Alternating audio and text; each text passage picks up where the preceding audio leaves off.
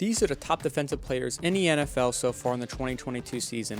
I'm using stats, performances, and importance through the first 13-ish weeks of the regular season as the measuring device in determining these players' rankings. And if you haven't seen my top offensive players list, click the video above because you might want to check it out before watching this one. I won't waste any more time, so let's get into the rankings. I will be using the all-pro team format of picking players, which just means 2 edge rushers, 2 interior linemen, 3 linebackers, 2 safeties, and 2 cornerbacks.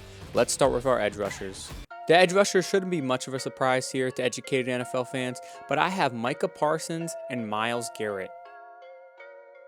I got you there for a second, didn't I? No, it's actually Micah Parsons and Nick Bosa. They're the 2 of the biggest names in the NFL right now, and for good reason. For Nick Bosa, he leads the league in sacks right now with 14.5. He's second in total pressures with 62, second highest pass rush win rate, and has yet to miss a single tackle in a designed run play. This 49ers defense is the best defense in the NFL by far. No debate about it. I mean, they held the Buccaneers to 7 total points and held the Dolphins to 17 points, shut out the Saints completely, and held the Cardinals with 10 points with Colt McCoy, so I can't really brag about that. But since getting manhandled by the Chiefs in Week 7, they have been the second best team in the NFL behind the Eagles in my opinion, and a large part of that success has come from the play of Nick Bosa. I mean, 3 sacks against the Dolphins, who allow the least amount of sacks on the season.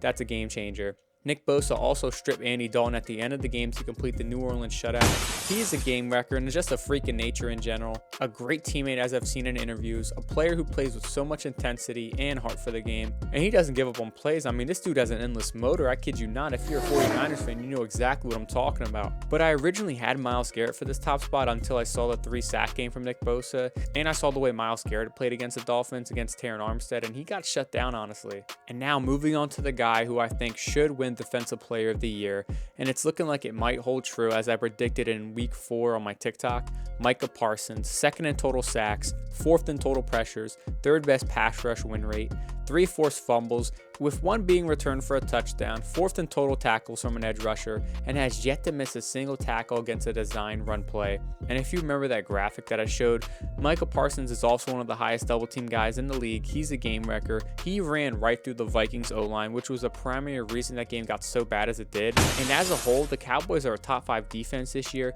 Micah Parsons has transcended them to new heights as teams have to do serious game planning to stop Parsons. And even if you try to develop a game plan, it may not work as you think due to his sheer presence causes guys to jump off sides, forget about other players, or over worry, which is the reason the Cowboys lead the league in sacks, they're 5th in 3rd down percentage, and 2nd in points per game allowed. And along with Nick Bosa, he is dummy athletic. I mean, a 4.39 40 time at the combine for a 6'3", 240, 250 pound man is scary. Pair that with sheer determination, heart, leadership, and an outstanding football IQ, and you got a guy who makes the Cowboys believe they have a chance at a Super Bowl. I mean, believe. It's never happening anytime soon, but believe is the key word there. You just gotta believe in yourself. You just gotta believe! There shouldn't be much surprise here with Chris Jones and Aaron Donald taking the top 2 spots for best interior lineman. He leads all defensive linemen in total pressures, he's 1st in sacks, he's tied for 1st with 2 forced fumbles, and he has the 2nd highest pass rush win rate at 18.9%. For the last 2 years, he has been the 2nd best defensive tackle in the NFL behind Aaron Donald.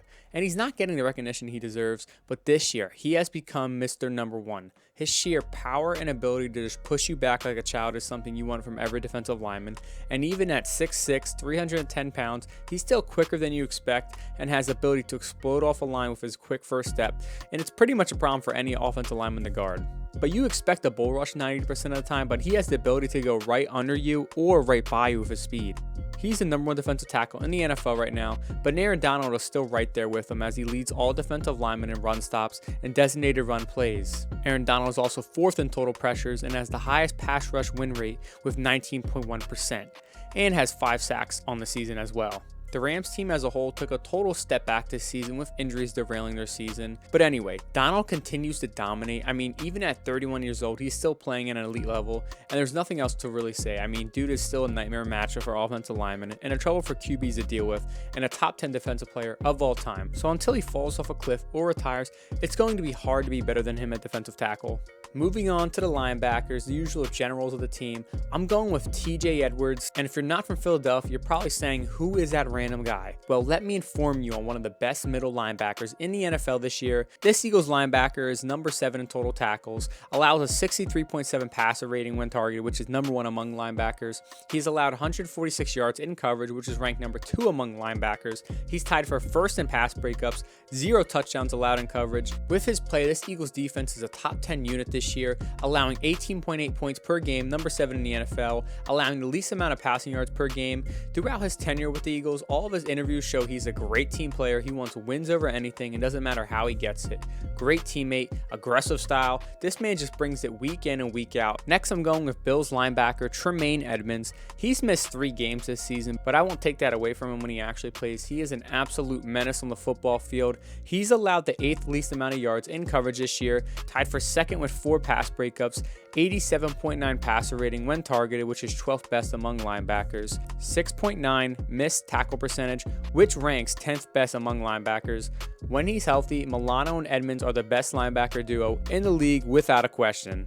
Tremaine Edmonds plays disciplined coverage and has the natural ability to stay with guys in coverage. I mean, he's 6'5", 250 pounds with a 4.5 40 time. Combo that with a long wingspan and you got a large target to throw behind or into. And finally, this last spot was between Fred Warner and Bobby Wagner, but I had to choose Bobby Wagner. But just to let y'all know, Fred Warner would have been the 4th best linebacker in my opinion this season, but somehow old legs Wagner's still a dog at linebacker. Dude's only missed 1 tackle all year with a 1.1 missed tackle rate, but he's also tied for 3rd in sacks with 5 on the season, and he also has an interception and a touchdown allowed on season in coverage. He's also 15th in total tackles on the season. Even though the Rams defense and the team as a whole have taken a massive step back, Wagner continues to be one of the most intelligent and best run stoppers in the NFL. I mean, they still allow the 4th least amount of rushing yards per game and 4th in rush yards per attempt. Finally, we got our guys in the secondary. We're going to the cornerbacks, one of the hardest positions in the NFL to play nowadays. I'm going with big play Slay, Darius Slay. He's been my favorite corner this season. He's allowed 1 touchdown on the season, which was in week 1. He has 3 interceptions, a 53.2 passer rating when targeted, allows a 50.9 catch percentage, which is 6th best in the NFL. He also allowed 330 yards in coverage, which ranks number 19. His stats might not be the best on paper, but just from watching Slay, I gotta respect his game. When he played the Vikings, I hate to say it, but he got the better of Justin Jefferson. He had him strapped. And it pains me to say those words, but I guarantee it won't never happen again. He got lucky that day. With our final cornerback spot, I'm going to get a lot of hate, but I'm going with Sauce Gardner. For a rookie to come in and just transform a defense around to a top 10 level is something special. Now, I know it's not all him, but his play backs up my claim. 48.6 passer rating when targeted, that's the 3rd best, 4th in yards allowed this season, and has stolen 2 passes on the year and allowed a touchdown that he claims on Twitter was not his fault. He also leads the league in total pass breakups with 11, not to mention he's a solid tackler for a cornerback with a 7.3 missed tackle rate, which ranks number 7 among cornerbacks. I made a video about his play earlier in the year, so I won't go too much in detail, and honestly, there should be no surprise here for our safety position. I'm going to go with Derwin James to start off, for the simple reason he is probably the most versatile and skilled safety in the NFL. He can play man coverage against the team's top tight end, running back, slot wide receiver, and has even lined up with the #1 receiver on a team since their cornerbacks have not done a good job doing so this season anyway. He can blitz off the edge effectively as he leads all safeties with 4 total sacks. He can act as a middle linebacker and line up in the box to be an effective player in stopping the run, as he leads his team in tackles and all safeties in general, and then takes the usual role of lining up in the defensive backfield as a free safety, but he does it all. His coverage stats are solid, given he is tasked with guarding Travis Kelce 2 times a year, and I mean he lines up in bump and run coverage with him, which no other player is willing to do. The Chargers ask a lot of him, and there are only a couple of safeties who are even close to talented enough to match his workload and efficiency in doing so. For my final safety spot, I'm going with Minkah Fitzpatrick. Still can't believe the Dolphins gave him up for basically nothing years ago to the Steelers, and now he's an all-pro safety for the past 2 seasons. Anyway, out of the safety position, he is top 10 in missed tackle rate and has only missed 3 tackles on the season. He's not much of in the box kind of run stuffer guy. He plays more of the traditional safety role, lining up in the free safety position, scanning the field and not getting beat downfield, which made me hesitant to put him on the list given he got sunned by AJ Brown and provided little help in that game in general. But aside from that game, he has 4 interceptions, 3 pass breakups, and allows a 71.7 passer rating when targeted, which is top 15 out of all safeties.